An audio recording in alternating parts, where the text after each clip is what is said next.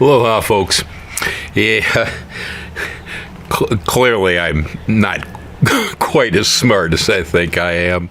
Yeah, I learn my lessons now and then, periodically. Now, I really didn't have any good idea, really. I don't think.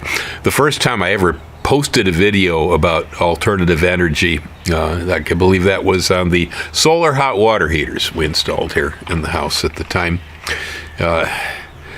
And, I was so excited about it, and with government rebates and credit from the power company, the whole darn system cost us less than $1,000. I was delighted because all of my water was being heated by the sun.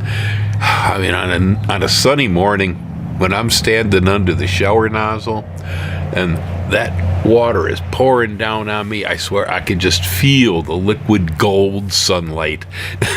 Yeah, it's a little different than having it heated by an electric coil, Yeah, you just kind of feel the heat of the sun in that water.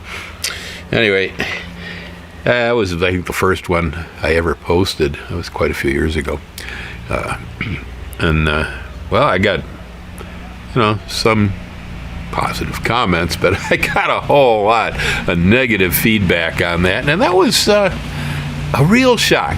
I wasn't nearly as smart, really, as I thought I was. I couldn't understand why, when you begin to talk about social change that's for the positive, things that will create better economies for all of us, things where you get more control over the source of energy supply, talk about things that don't pollute badly, at least are improvements over where we were coming from, and so on and so on. I figured, people ought to be happy about that. We should be, I would think. But there's a bunch of sourpusses out there that, man, just can't tolerate that idea. I suppose it's, more of this stuff that I don't get. It's about politics or something, because the green energy thing tends to be left. I mean, first big wave on that was Jimmy Carter. Yeah, that was the first big green energy wave in our federal government. And, well, he was obviously a Democrat, And Obama had one. Of course, he was a Democrat. Bush's answer to green energy was to turn our corn into alcohol. Yeah. So, anyway, I guess that's what it's about, generally, because the conservative voters, conservative think tanks, and so on, definitely they support the energy industry. Our energy industry is very important to them, and they believe in the extraction of coal, oil, the continuation of using nuclear power, and so on. And I guess they figured, well, since there's going to be coal for a long time to come, and we're nowhere near peak oil either. Okay. That was a myth. There's plenty of oil out there to go for quite a while. I say leave her right there. That's what my buddy Hugh called it. His geologist calls a rock that wasn't worth a darn to leave her right. Yeah, leave her right where you found it. That's what we ought to do with the coal and oil. Yeah, for now anyway. Who knows when somebody might need the stuff anyhow. It's just at this point I've gotten used to it. I posted this video yesterday about electric tractors. I was pretty excited about it. Now, one of the viewers had come back to me with another video that's out there on YouTube with another smaller electric tractor by some other manufacturer. Right now, I can't think of, but I believe it's probably another one of those Korean jobs. And he had a nice comparison where he was running it against the gas-powered versions, or diesel-powered versions, whatever. Anyway, he was finding that it pretty much performed. That's what I found with the cars too. I got to use cruise control with mine, and I got to watch my pedal. You can lay rubber with these things and you can go way too fast. I'm telling you, they're not slow or underpowered by any means. Anyway, so I get these people to come on. I get quite a few of them on the tractor. The tractor really annoyed them, the fact that I would support this.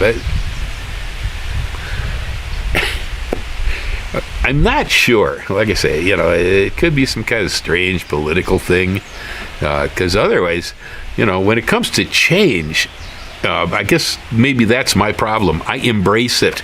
When I see positive social change coming forward, I'm usually there early in the front, wrapping my arms around it, and going, yes, at last, finally, this is so cool. That's the way I think. But apparently there are a lot of people that don't think that way at all. That change must be dangerous, in a hostile situation to be faced, or something like this. I don't have that mentality, and so I'm not really sure what causes it, because, as far as I'm concerned, my observation of this world is we need a lot of changes. There is so much stuff here that could use restructuring, rebuilding, rethinking. It's all should have been done yesterday, and but it wasn't. There's so much of it. You would think that an intelligent, astute person would understand. Probably the more we change, the better things are. Because there is a lot of change that's required. Of course, what kind of change, I suppose, depends on the person. But I'm not usually a guy who stands in my way. No, I get an idea or I see something that I think is bad. I go for it. Yeah, that's how you end up living like me. You don't get in your way. You go, that sounds like a good idea. Yeah, I'm going to do that. This is kind of the stuff I'm getting back on this, alternative energy stuff is very much like, it's going to be 60% nuclear, it's all these negativities that indicate that there's no way the future that I would envision, obviously Bill's vision of life in America, that there's no way that could ever happen. Well, of course it won't. If you won't let it happen, it ain't going to happen. That's the reality of the universe. Yeah, you got to want it to be for it to occur. So I don't know. I still find it strange, although I am, prepared for it these days. I was ready when I put up the tractor thing that I was going to hear a bunch of stuff that I really don't want to have to deal with. I'm not here on this channel to debate. This is some people out there get this idea that I'm here because I'm going to debate these issues with them. No, I'm sorry. If I bothered to step in front of this camera and have anything to say about something, I already know about it. Yes, I've been doing it for years. It works really good for me. I love it. And I thought maybe since I was so happy with it, I'd just go ahead and tell the rest of you about it. Well, then I get these guys, oh, no, Bill, that can't happen. No, no, it can never be. And then maybe if I could explain my situation of why it actually is for me, they'll say, well, you're a special case. Oh, I guess I am. Must be. Must be. Yeah. It's strange, huh? Yeah, it is. It is. Yeah. And I've been involved in solar energy since the 1970s. Early on was more passive solar. I don't need passive solar anymore now that I live in a tropical island. But when I lived up near the Great Lakes, passive solar was a really important thing. And so forth. And it moves forward and evolves. And these days, as far as I'm concerned, I've been out here for, God, I don't know, 50 years, sitting back waiting for technology to catch up with my needs and desires, right? Yeah, and it was, when they put this system on right now that I'm running and bought that Chevy EV, I had made a decision that things had finally crossed over the line in the sand. So this technology looks pretty good. I like it. I'm going to buy it. Now, of course, it's better now than it was when I bought into this program 5 years ago. Yeah, it's been half a decade I've been running an EV and running full solar up here on the house. I had partial solar previously. But, yeah, it's... and there's issues that I suppose have come up, but... nothing that would change my mind about this, I'll tell you that. Everything that has occurred for us has been relatively minor and was corrected. So right now everything's doing pretty well. Yeah, this kind of interesting when we talk about EVs, though, that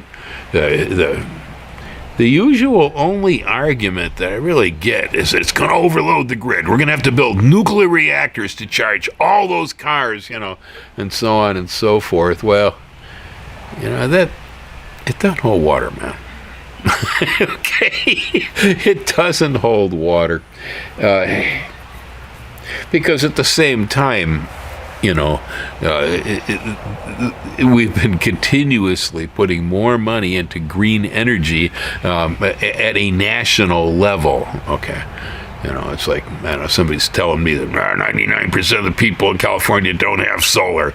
Well, 17% of the energy generated by the utilities in California does come from solar, and 1.5 million people plus in California have solar, a private on the roof. Okay, so there's plenty of people that have that stuff. Everybody can have it, Of course, I suppose there's more. It's probably more political crap that, you get some great bills out there, man. Holy smoke, what a time. Yeah, you get 30% tax rebate on any solar installations right now. Point of sale purchase on American EV is $7,500 point of sale rebate right there on the floor. Yeah, you don't have to file paperwork to get it with the IRS. They've been promoting the idea. They want you to get into it. That's why they do these things, But it's not just it's not just about power generation in the grid. Okay, the main reason that this is happening is that the world has to stop burning fossil fuel.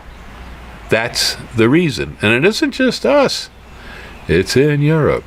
It's even the Chinese, because in fact, the whole EV market initially was being driven by the Chinese. They can't breathe the air in Beijing half the time. Okay? They know they got a problem.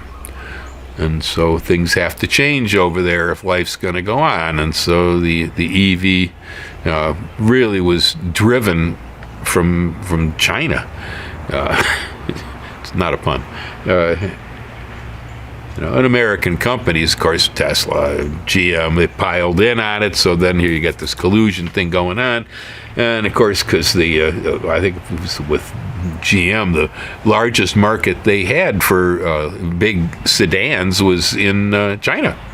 And some of their SUVs and things, I believe, a huge market. And so if you don't bow down to the emperor, you might lose your business. So they listened.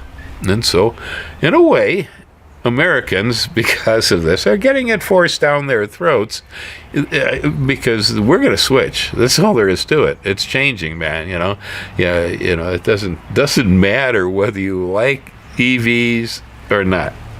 No, it doesn't matter. You may as well start getting used to them. Most of the people, I should say, as far as I can see, all of the people that complain to me about this have never driven one, do not own one, and obviously have not educated themselves about the subject. Because if they did, they'd realize that it is a whole lot more than about whether it's the cost of price of gas or electricity or whether the grid's going to go down from too many EVs. That's not the issue, man. I mean, it's important. We got to concern ourselves with that too. But everything evolves slowly over time. Change never happens like that. And so most of this stuff is stepping in increments. The batteries are getting better. They're working with the grid, et cetera, et cetera, et cetera. More chargers are being put out all the time, et cetera. But the reason isn't to take you away from your gas pump. The reason we do this is so that there will be a planet with decent weather, breathable air, and whatever else for the next few generations to come.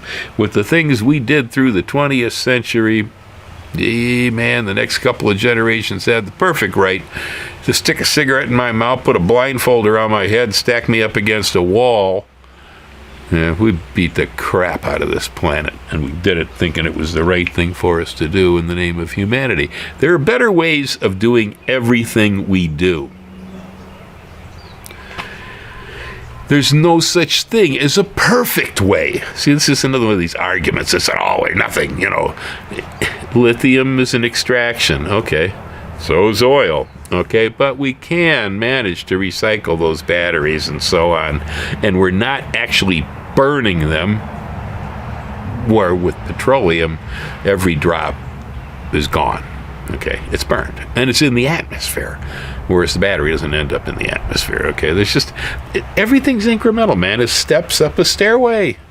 You're not going to get there overnight. Yeah, they might have to add a couple more nuke plants to see this happen. I wouldn't want to have to see that. I would much prefer some other green programs be put in. But in some states, they're going to put in a nuke plant. That's all there is to it. It isn't going to happen here in Hawaii. That'd be pretty bad for business. Yeah, let's have a fire in Lahaina, and then let's build a nuclear power plant, too, on top of it. Yeah, so it's about environment. Yeah, it's about the planet we live on. But then when it comes to cost, you cannot compare internal combustion engine cars against electric vehicles when you're talking about cost. You really almost can't do it. They are very much apples and oranges. Anybody who has driven an EV out there, it ain't nothing like your old gas car, is it? Yeah, I mean, I'm forgetting how to drive. I don't even use the brake pedal anymore. These cars are set up so that you reverse the polarity in the motor, and it either goes forward or it drags you down as a brake. I use the motor magnetism, the windings in the motor, to stop the car. It's sort of like downshifting a standard transmission. Feels that way. Yeah, so I didn't even touch the brake pedal. I've had the car for 5 years, and so far, other than there have been some recalls because of some bad parts Chevy put in, but other than that, the only maintenance I've had to undergo is the checking the tire pressure. For 5 years, I've had this car. I haven't had an oil change. Okay, I haven't even filled the squirt bottle. Maybe Chevy did when it stopped. I don't know. But I've never even put anything in the windshield wiper bottle so far. Just checking the tires.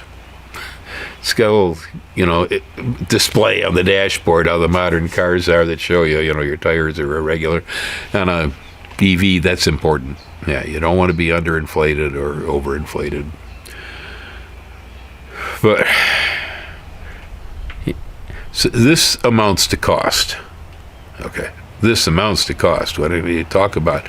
Well, for instance, right now with the $7,500 rebate on these things, I don't believe you can hardly buy a cheaper vehicle anywhere than a few of the EVs, particularly the Bolt, while it's still around. But yeah, it's kind of hard to find a cheaper vehicle.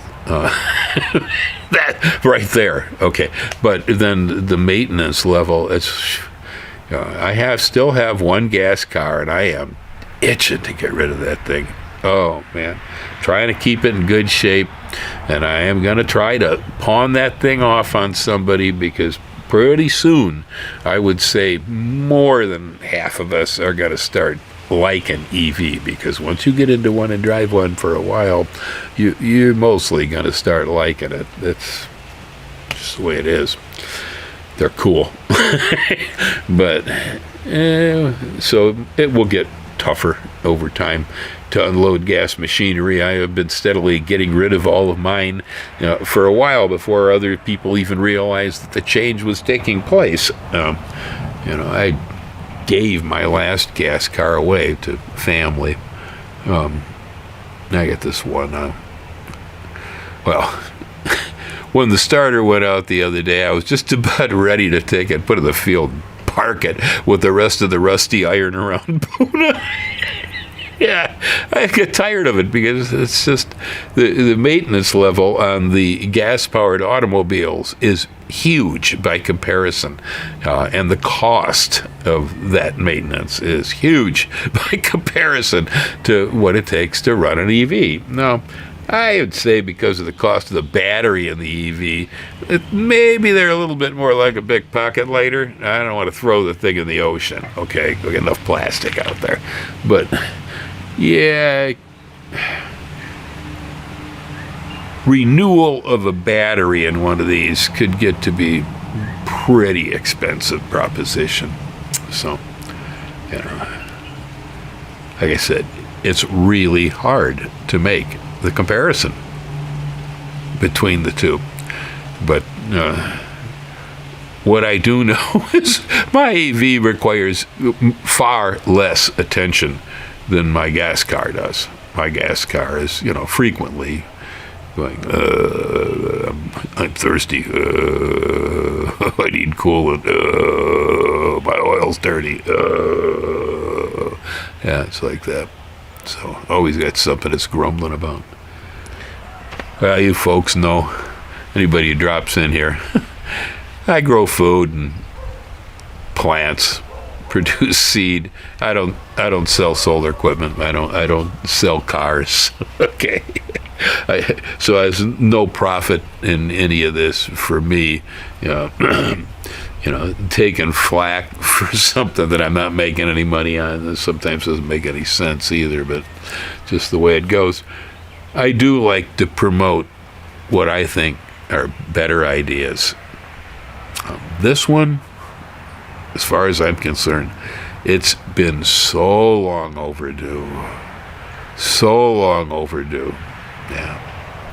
Yeah, like most people embraced the smartphone when it came at them, I embraced the EV, and I went, oh yeah, it's finally here.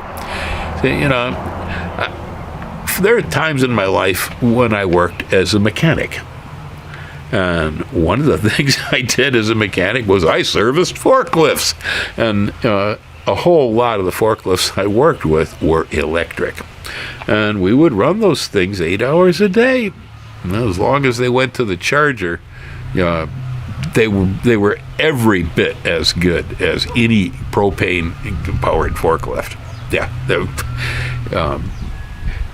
But if the battery went bad on you, that battery was expensive. I mean, I've changed a few of them, and they are heavy and big. It was the old time, just big old gigantic lead acid batteries that were used in those things back when I did that. But they worked really well. And I remember using one and going, why don't we make cars like this? Because we'd get a whole day's work out of one of those machines. The only time anything ever went bad was if some guy on the night shift forgot to plug it in before he went home, and you come in the morning, and so the battery's about wasted. There was, with the propane ones, you could switch the tank, right? The electric ones, you just had no other choice. You got to plug it in, wait for it to charge up, and that, although with the technology we have today, the chargers are now getting faster and faster and faster all the time anyway, but there are lifestyle changes when you take on an EV, all right? you're going to drive by a filling station. You're going to watch people in line grumbling at each other over there, waiting to get their tanks topped off, and you won't be able to join them. I mean, you can pull into the parking lot and hang out with them if you want to, and sniff the gas fumes, but yeah, you won't be able to participate in this basic American ritual. I kind of with Oregon. I used to pump gas when I was a teen. Yeah, I was a gas pump jockey, and I always used to kind of like it when people filled my tank for me. But that's long gone. Now, when you got an EV though, no, you can't think like that anymore. The EV has to remain charged. That's all there is to it. You never let one run down. With a gas car, well, I mean, I've been out there in Nevada pushing it with the needle almost on an E, and going, oh man, I hope there's a truck stop somewhere up there in the desert, and well, over the next hill, there it was. Saved, right? Rolling on fumes, gas are up, you're okay. Can't do that with EV. Only one time, right after I bought this car, did I ever do that. I was still living in the mindset of gasoline cars, and I let the thing wind down, and it was a real mistake. We had to tow it home. Yeah, and it had to be towed home. Gracie just came to see what's going on here. All right, Gray Cat. Have I yacked enough about this, huh? Is it time that we go in? You want to go in? I think Gracie wants to go in. She's heard enough. Yeah. Right? Well, aloha, everybody. Until later.